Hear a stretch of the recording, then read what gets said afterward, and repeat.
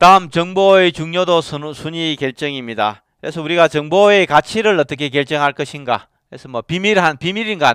모든 사람들이 알고 있는 내용인가? 아니면은 일부만 알고 있는가? 그 다음에 정말 복잡하지 않고 단순한가?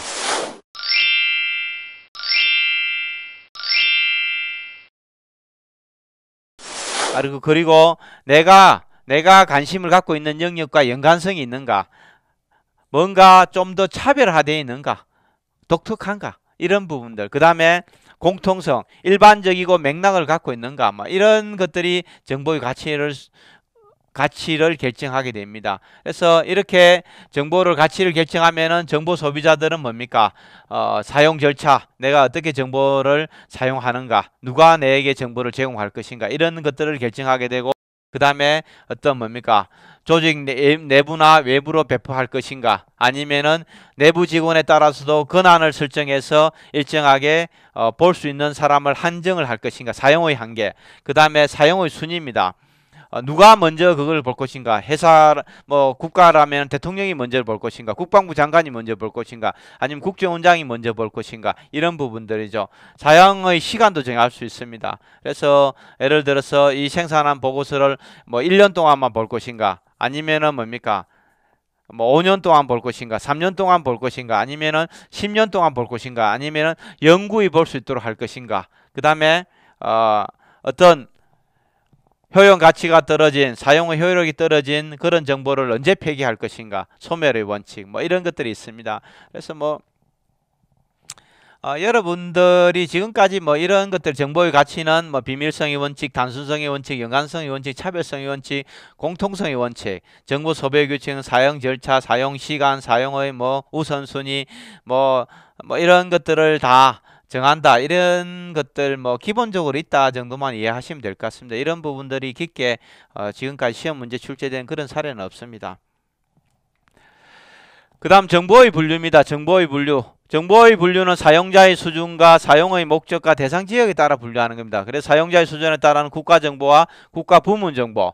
그래서 국가정보는 최고 정책 결정자가 소비자입니다. 국가 전체에 어떤 다양한 종합적인 그런 의사결정이 필요한데 활용되는 게 국가정보고, 국가부문정보는 각 부처의 장관들이 자기 업무에 관련된 이런 정보 의사결정하는 데 필요한 게 국가부문정보다. 사용 목적에 따라서 정책정보와 안보정보가 있습니다. 정책정보는 일반적으로 국가의 정책을 수립하는 데 필요한 정보가 정책정보고, 그 다음에 안보정보는 뭡니까? 국가의 안보에 관련된 이런 정보가 국가안보정보다. 그 다음에 대상 지역에 따라서 국내정보와 해외정보. 국내정보는 말 그대로 국내 자국의 영토 내에서 일어나는 그런 관련된 정보.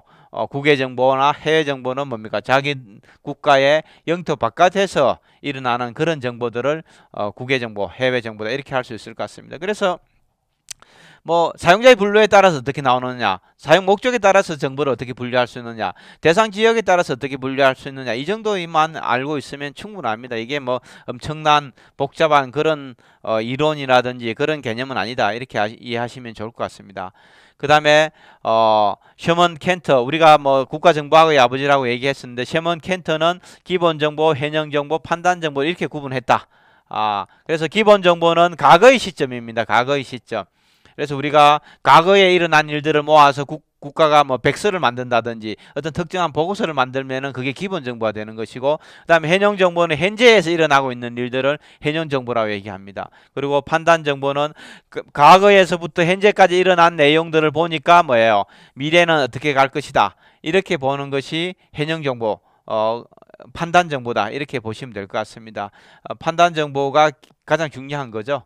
가장 중요한 것이고, 그래서 이 부분들은 아까 앞에서 얘기했던 셔먼 켄터의 정보 정의와 마찬가지로 매년 거의 빠짐없이 출제되는 그런 문제다, 이렇게 알고 있으면 될 것 같습니다. 다음 케빈 스택이라는 사람은 기본 정보, 현형 정보, 전략 정보, 예측 정보라 이렇게 네 가지로 구분했습니다. 정보를. 그래서 기본 정보는 마찬가지입니다. 셔먼 켄트의 기본 정보와 똑같고 현형 정보도 셔먼 켄트의 현형 정보와 똑같은 얘기입니다. 그다음에 전략 정보는 현용 정보 중에서 뭔가 조금 더 위급한 이런 정보들을 전략 경보 정보다 이렇게 볼 수 있을 것 같습니다. 전쟁이 일어날 가능성이 있다든지 테러가 일어날 징후가 관련됐다든지 이런 게 전략 경보 정보라는 겁니다. 그 다음에 예측 정보는 뭡니까? 셔먼 켄트의 판단 정보와 거의 비슷한 겁니다. 미래에 대해서 얘기한다는 거죠. 그래서 뭐 이런 부분들도 그냥 책을 좀 자료는 그냥 쭉 읽어보시고 셔먼 켄트는 기본 정보, 현형 정보, 판단 정보, 케빈 스택은 기본 정보, 현형 정보, 전략 경보 정보, 예측 정보 이렇게 구분한 사람이구나. 이렇게 정도만 이해하시면은 뭐 시험 문제를 푸는 데는 전혀 지장이 없습니다. 그 다음에 리첼슨이라는 사람은 정치, 경제, 군사, 사회, 과학, 기술 정보 요소로 분류했다 이렇게 얘기합니다. 정치는 정치, 뭐 경제는 경제에 관련된 얘기들, 군사는 군사에 관련된 얘기, 사회는 어떤 뭐 민족 간이나 지역 간 갈등, 노사 갈등, 빈부 갈등, 사회 문제 뭐 이런 것들이 사회 정보, 과학 기술에 관련된 거는 과학 기술 정보들입니다. 그래서 뭐 이렇게 구분했다. 이 정도만 좀 이해하면 될 것 같습니다. 그 다음에 수집 활동에 따라서는 인간 정보와 기술 정보, 사람이 정보를 수집하면은 인간 정보, 기술이 수집하면은 기술 정보.